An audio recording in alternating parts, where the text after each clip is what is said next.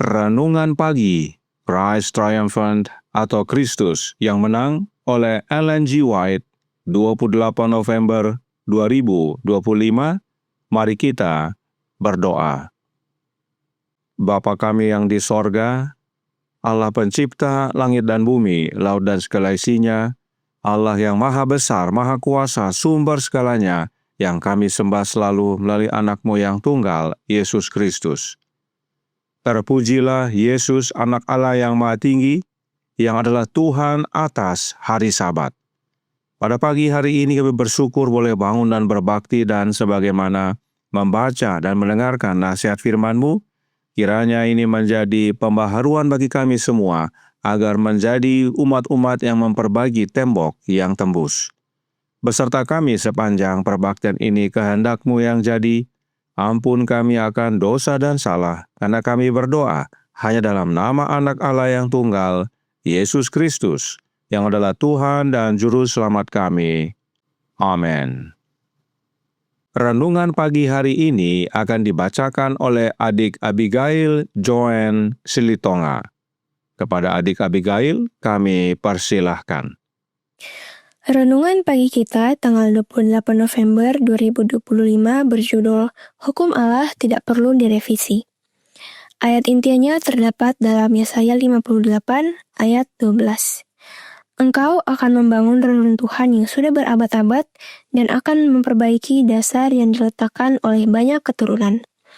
Engkau akan disebut yang memperbaiki tembok yang tembus, yang membetulkan jalan supaya tempat itu dapat dihuni. Kristus datang ke dunia kita untuk mewakili karakter Allah sebagaimana yang terwakili dalam hukumnya yang kudus, karena hukumnya adalah salinan dari karakternya. Kristus adalah hukum sekaligus Injil. Dalam Yesaya pasal 58, pekerjaan mereka yang menyembah Allah Sang Pencipta langit dan bumi dijelaskan secara rinci. Engkau akan membangun kembali reruntuhan yang sudah berabad-abad dan akan memperbaiki dasar yang diletakkan oleh banyak keturunan. Peringatan Allah, Sabat hari ketujuhnya akan ditinggikan. Sejarah gereja dan dunia yang setia dan yang tidak setia diungkapkan dengan jelas di sini. Mereka yang setia di bawah pewartaan pekabaran malaikat ketiga telah mengarahkan langkah mereka ke jalan perintah-perintah Allah untuk menghormati, memuliakan, dan meninggikan Dia yang menciptakan langit dan bumi. Kekuatan-kekuatan yang menentang telah mencemarkan nama baik Allah dengan melanggar hukumnya. Dan ketika terang dari firman-Nya telah menarik perhatian kepada perintah-perintahnya yang kudus, menyingkapkan pelanggaran yang dilakukan dalam hukum oleh otoritas kepausan, maka untuk menyingkirkan keyakinan, banyak yang telah mencoba menghancurkan seluruh hukum. Tetapi bisakah mereka menghancurkannya? Tidak. Karena semua orang yang mau menyelidiki kitab suci sendiri akan melihat bahwa hukum Allah tetap tidak berubah, kekal, dan peringatannya Sabat akan bertahan selamanya, menunjukkan kepada satu-satunya Allah yang benar, yang berbeda dari semua Allah palsu. Setan telah gigih dan tak kenal lelah dalam upayanya untuk melanjutkan pekerjaan yang ia mulai di sorga untuk mengubah hukum Allah. Ia telah berhasil membuat dunia mempercayai teori yang ia sampaikan di surga sebelum kejatuhannya bahwa hukum Allah itu salah dan perlu direvisi. Sebagian besar jemaat Kristen dengan sikap mereka, jika bukan dengan perkataan mereka, menunjukkan bahwa mereka telah menerima kesalahan yang sama. Tetapi jika sedikit saja hukum Allah telah diubah, setan telah memperoleh di bumi apa yang tidak dapat diperolehnya di surga. Ia telah mempersiapkan jerat tipu dayanya, berharap untuk menawan gereja dan dunia. Tetapi tidak semua orang akan terperangkap dalam jerat tersebut. Sebuah garis pembeda sedang ditarik antara anak-anak ketaatan dan anak-anak ketidaktaatan, yang setia dan benar, dan yang tidak setia dan tidak benar. Dua kelompok besar pun terbentuk, yaitu penyembah binatang dan patungnya, dan penyembah Allah yang benar dan hidup. Dikutip dari manuskrip 32 tahun 1896.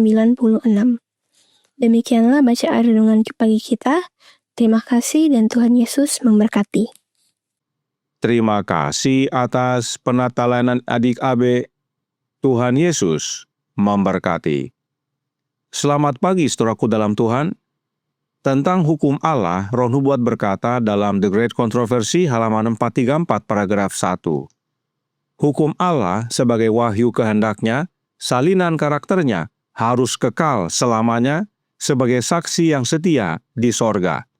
Tak satu pun perintah yang dibatalkan, tak satu iota atau titik pun yang diubah. Kata pemazmur, untuk selama-lamanya, ya Tuhan, firman-Mu tetap teguh di sorga. Segala titahnya teguh, kokoh untuk seterusnya dan selamanya.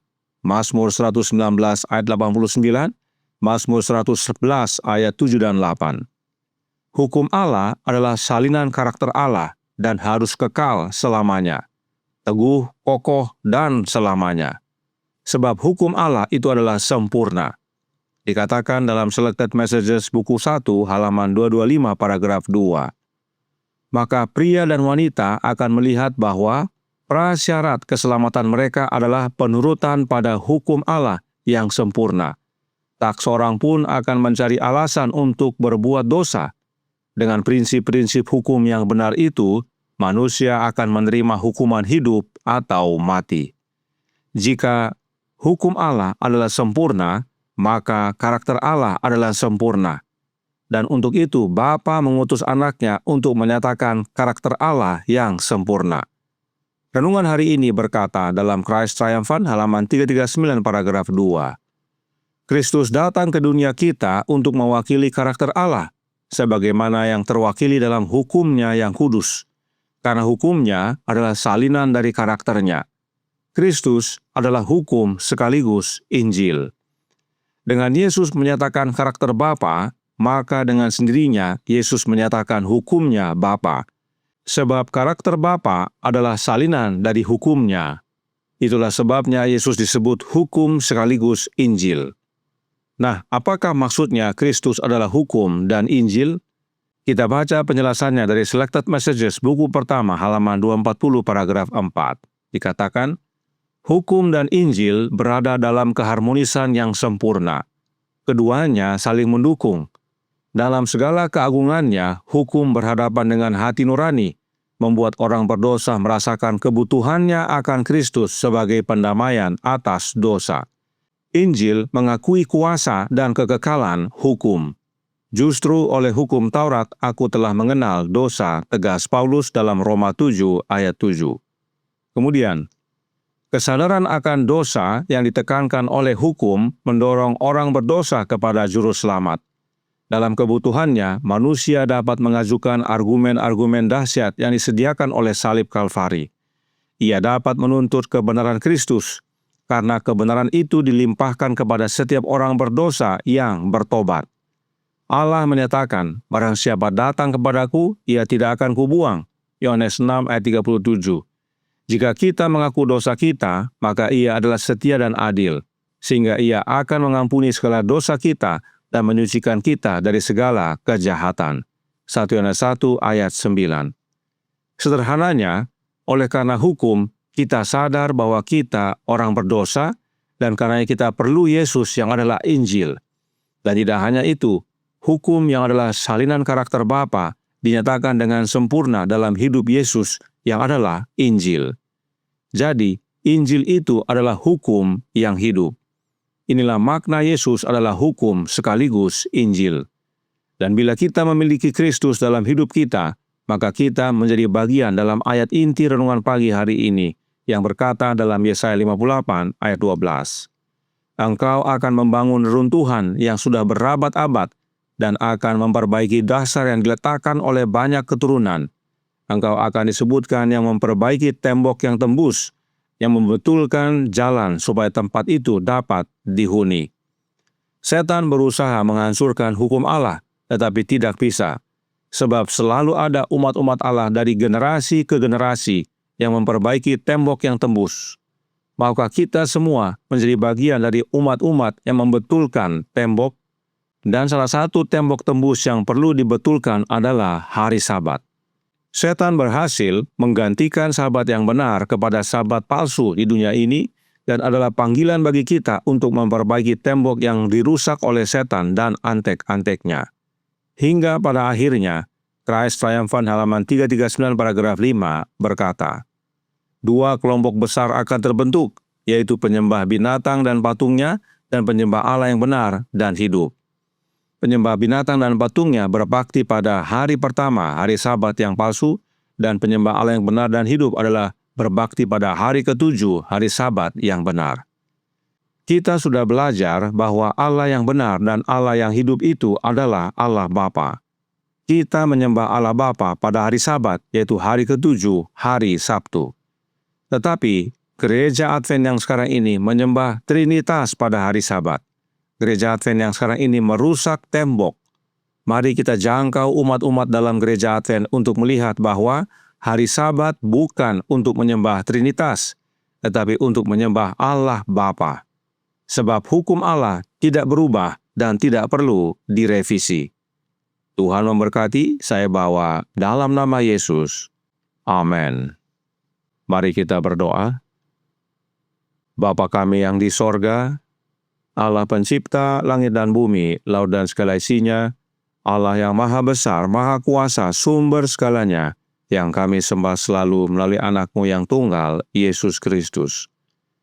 Terima kasih nasihat yang penting bagi kami semua, agar mengingat peranan kami sebagai umat-umat-Mu yang percaya menyembah kepada Allah yang benar di dalam anak-Nya yang tunggal dan menerima roh anak Allah dalam hati kami, agar mengabarkan akan Sabat yang benar, menyerukan kepada dunia untuk kembali kepada Bapa dan memperbaiki tembok yang tembus.